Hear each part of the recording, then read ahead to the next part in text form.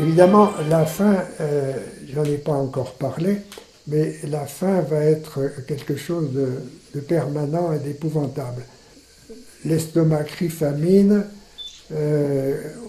on s'endort avec la faim, on rêve qu'on a faim. Le pire rêve qu'on puisse faire, c'est de rêver qu'on mange. Parce que quand on se réveille, on a encore plus faim qu'avant. Et le comportement de chaque individu devant la nourriture est différent.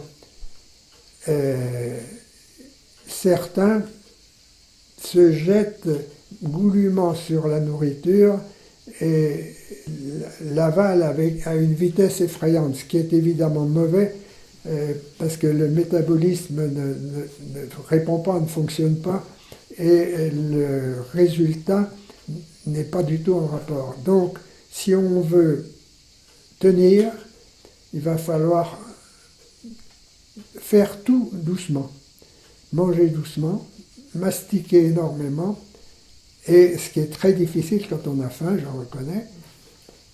Un de mes meilleurs camarades était justement dans le cas dont je vous parlais tout à l'heure, quand il trouchait sa ration de pain le soir, il la mangeait très vite, et évidemment, au bout de 5 minutes, il avait fini, il avait aussi faim qu'avant.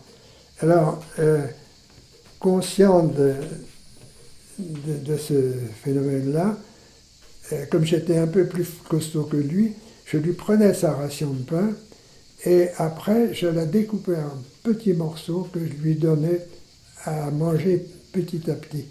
Et ça le mettait dans des fureurs épouvantables, mais bon, c'était pour son bien, de façon à ce qu'il profite au maximum. Et alors, l'histoire ne s'arrête pas là, évidemment, après notre libération, nous nous sommes retrouvés. Et ce garçon-là a passé sa vie à manger extrêmement doucement. Il n'arrivait jamais à finir son assiette, il était toujours en train de parler, mais ça lui est resté toute sa vie.